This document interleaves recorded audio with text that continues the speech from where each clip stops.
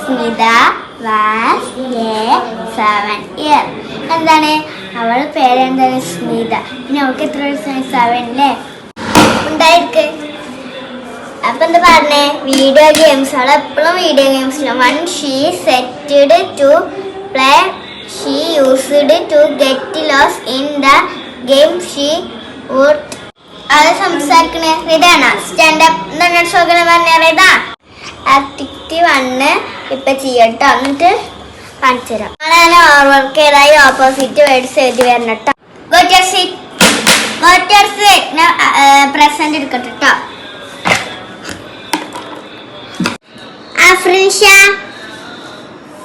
Russell, Badusha, Afra, Rana, Rida,